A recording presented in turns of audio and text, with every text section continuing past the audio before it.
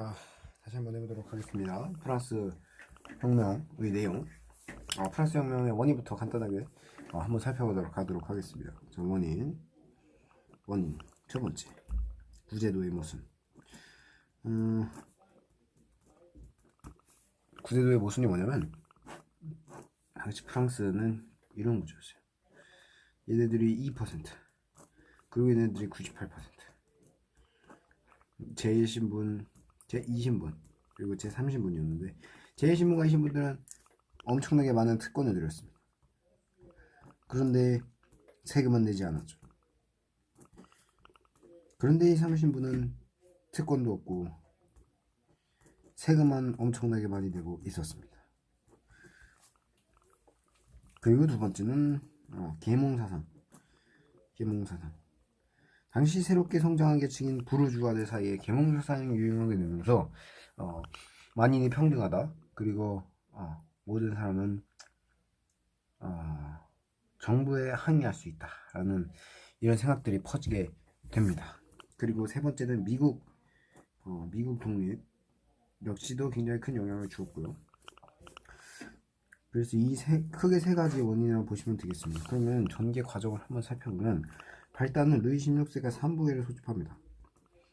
3부회를 소집을 했는데 제1신분이고 제2신분이고 3신분이 있으면 3신분이 600명이었어요. 2신분은 300명이었고 1신분은 300명이었는데 아니 그러면 당연히 요즘 같은 민주주의 사회에서는 600명씩 그러니까 정족수 표결이 상식적인 상황이었는데 이 시대에는 신분면 표결을 했습니다. 신분당 한 표를 행사한 것이죠. 자 그러면 이 신분하고 이 신분은 주로 이해관계가 같았을 테니까 당연히 2대1로 이 30분이 항상 지겠죠. 그래서 이 30분 대표들이 항의를 하게 됩니다. 아니 왜 항상 이렇게 표결을 하느냐. 우리도 정족수 표결을 인정해달라. 그래서 하지만 받아들여지지 않자 이 30분 쪽에서 국민의회를 개성하게 됩니다. 그리고 테니스 코트 서약이라는 것을 하게 되죠. 이 테니스 코트 서약이 무엇이냐면 새로운 헌법이 만들어질 때까지 물러나지 않겠다, 해산하지 않겠다라는 테니스 코트 서약이죠. 그리고 루이 16세가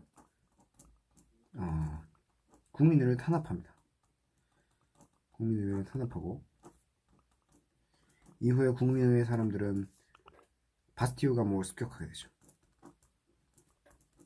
이것이 바로 프랑스 혁명의 시작입니다. 이게 프랑스 혁명이죠. 혁명의 시작. 자 이후에 국민의회는 뭘 하냐? 자, 본관제 폐지를 선언하고요. 본관제 폐지 선언 그리고 인권 선언, 인간과 시민의 권리 선언. 여기서 가장 중요한 것은 그렇죠. 재산권을 보장하는 내용이 있었다.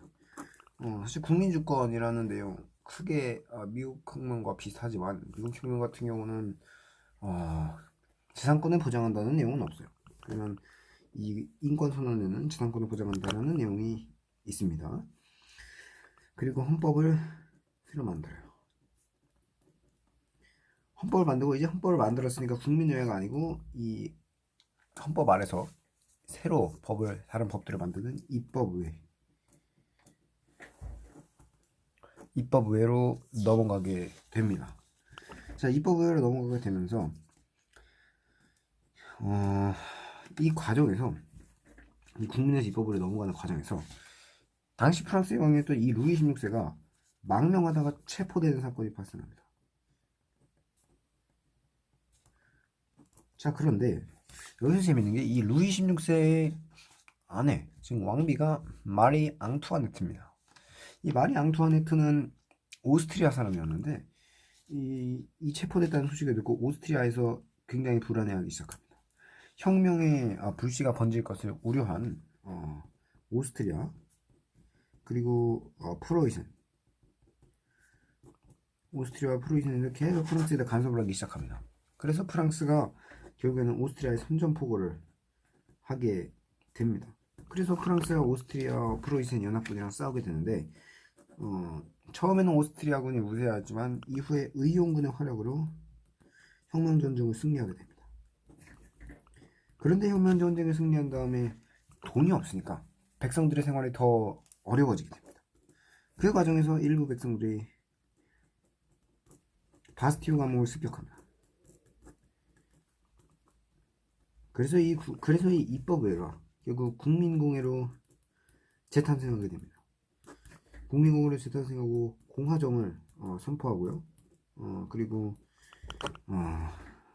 이 루이 16세를 처형하게 됩니다. 처형. 그래서 제가 루이 16세 처형.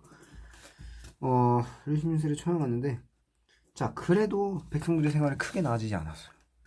그래도 크게 나아지지 않았으니까, 않다 보니까 반혁명 운동이 일어나기 시작합니다. 그러니까 결국엔 이 국민공회에서 로베스피에르라는 인물을 중심으로 공포 정치를 시작합니다. 로베스피에르. 말하지 않았던 거 있는 게, 이 프랑스 혁명을 주도하는 세력이 크게 두 세력이 있는데, 자코뱅, 급진파, 그리고 지롱르, 온건파 이렇게 있어요. 급진, 온건.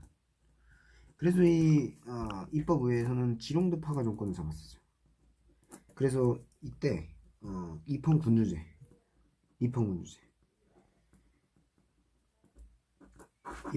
지향했지만 이후에는 국민공회 자코뱅이 정권을 장악하고 공화정을 수립을 하게 됩니다. 로베스피에르의 공포정치를 통해서 수많은 사람들이 죽게 됩니다. 그래서 결국에는 반발한 지롱르파가 로베스피에르를 처형합니다.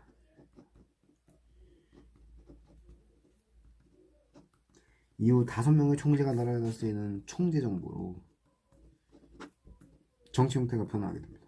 그런데 이 총재정부는 여러분이 예상하다시피 잘 안 됐습니다. 이 총재정부. 점심 메뉴 정하는데도 3명이 정하는, 싸우기 마련하듯이 5명이서 하는 나라는 일이 제대로 될 리가 만무했습니다. 그래서 결국엔 1799년 나폴레옹이 등장합니다. 나폴레옹이 쿠데타로 정권을 잡고 제1통령이 됩니다. 제1통령이 되고 이후 국민투표를 통해 황제가 됩니다. 이 나폴레옹 장군은 굉장히 많은 일을 한 사람이었습니다. 먼저 일단 나폴레옹 법전을 만들었고요. 나폴레옹 법전. 그리고 국립은행. 그리고 도량령을 통일하게 됩니다. 이런 작업들을 바탕으로 프랑스는 강력한 국민국가가 됐고요. 그리고 이 나폴레옹의 팽창 정책 과정에서 그것을 막아내던 그런 국가들 사이에서는 자유주의 그리고 민족주의 이념이 전파되게 됩니다. 그래서 나폴레옹은 한참 때서 유럽의 거의 대부분을 먹게 됩니다. 그런데 이 나폴레옹이 갑자기 이런 생각을 합니다. 저기 있는 섬나라 영국을 먹으면 유럽 전체를 차지할 수 있는데 저 영국이 버티고 있기 때문에 저 영국을 봉쇄해야 된다는 생각을 하게 됩니다. 그래서 이 영국에 대해서 대륙 봉쇄를 위한 조치를 취하게 됩니다.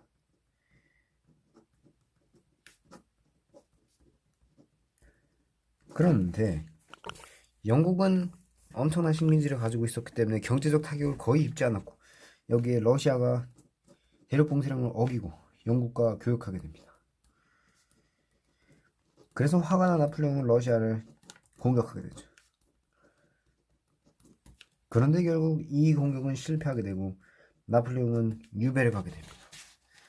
그리고 이후 후속 처리를 어떻게 할 것인지 회의하기 위해 빈에서 회의가 열렸습니다. 이것을 바로 빈회의라고 하는데, 이때 주도한 사람이 바로 오스트리아의 제상 메테르니히라는 사람입니다.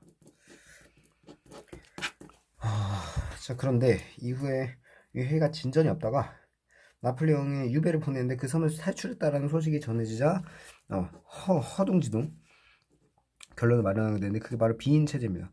이 빈 체제의 골자는 뭐냐면 유럽의 지배권을, 영토 그리고 지배를 나폴레옹 이전으로 돌린다. 이게 바로 골자입니다. 그리고 자유주의, 민족주의, 탄압하는 방향으로 진행을 하게 됩니다. 그런데 당연히 이미 자유주의, 민족주의라는 그 이념이 역사의 흐름대로 가고 있는데 그것을 역행하려는 시도지 않습니까? 그래서 이것이 결국엔 저항을 불러일으키는데 여러 가지 저항을 합니다. 저항을 하는데 첫째, 그리스 독립. 그리스 독립. 그리스가 오스만 제국이라는 나라 밑에서 독립을 하게 되고요. 그리고 뭐 벨기에 독립. 벨기에가 독립하게 되고, 그리고 세 번째, 뭐 이탈리아 민족주의 운동. 네. 강력한 민족 국가를 건설하자라는 이런 운동, 그런 부분들이 많이 보여지고 있습니다. 그래서 이후에 다시 자유주의 민족주의 탄압한다 했으니까 다시 왕정으로 복구됩니다. 프랑스 이후에. 자, 그래서 왕정이 복구됐는데 나폴레옹 다음에 나폴레옹 이후에 루이 18세, 그리고 나서 즉위한 왕이 샤를 10세인데 이 샤를 10세에 가서 문제가 터져버립니다.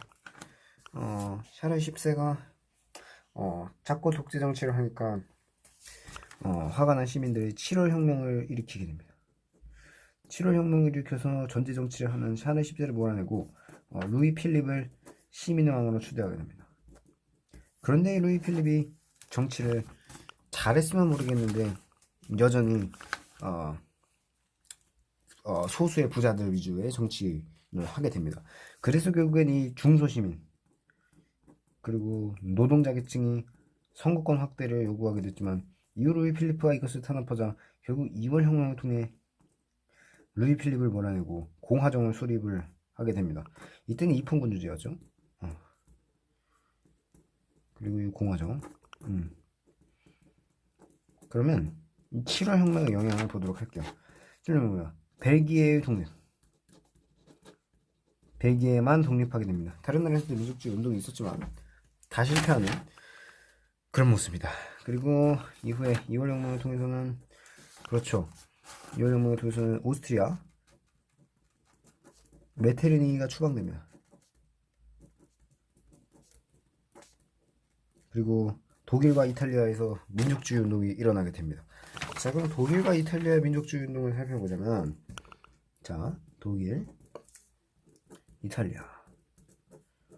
독일 같은 경우는 1834년 관세 동맹을 맺게 됩니다.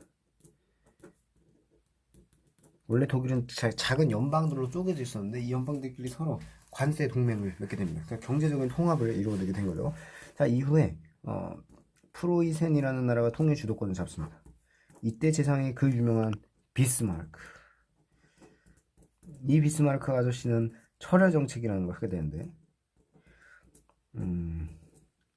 철야 정책은 뭐냐면 통일 오로지 이 철, 무기, 그리고 혈, 피, 전쟁으로서만 이룰 수 있다. 굉장히 센 정책을 들고 나옵니다. 그래서 이후에 군비를 확충하게 되고 당연히 군사력이 강화됩니다. 그래서 이 강화된 군사력을 바탕으로 오스트리아를 물리치고 그리고 프랑스 전쟁까지, 프랑스와의 전쟁까지 승리하게 됩니다. 이것을 보불 전쟁이라고 하죠. 자, 그리고 이렇게 해서 베르사유 공전, 프랑스 베르사유 공전에서 독일 제국을 선포합니다.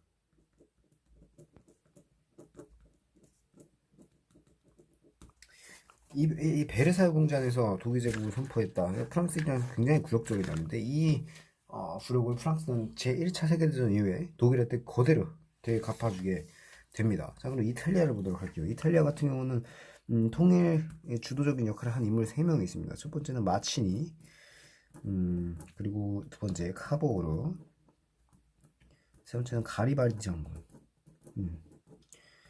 1830년에 마치니를 중심으로 한 청년 이탈리아당 독립운동. 청년 이탈리아당이 통일 운동을 전개합니다. 그러나 실패했죠. 그러나 이후에 이 사르디냐 왕국, 사르디냐 왕국 제3인 카보르.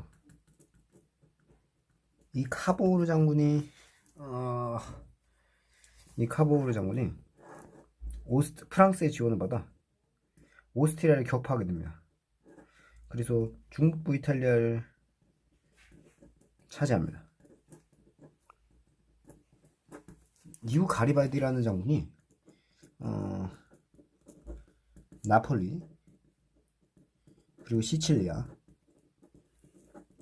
등 이탈리아 남부를 통합해서 이 사르디나 왕국 왕한테 바치게 됩니다. 잘렸네요 다. 자, 가리발디 나폴리 시칠리아 남부 그리고 카보르 중북부 이렇게 생각하시면 되고 사르디나 왕국한테 다 바쳤는데 이후에 1860년 이렇게 해서 이탈리아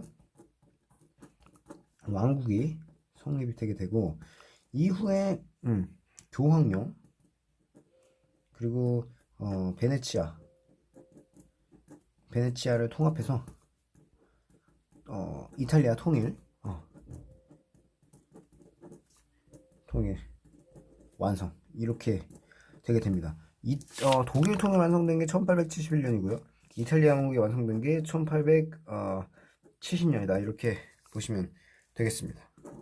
이렇게 해서 굉장히 길었는데 프랑스 혁명을 시작해서 국민의회, 입법의회, 국민공회, 총재정부, 나폴레옹, 빈체제, 7월 혁명, 2월 혁명, 이탈리아, 독일 혁명까지 다 알아봤습니다.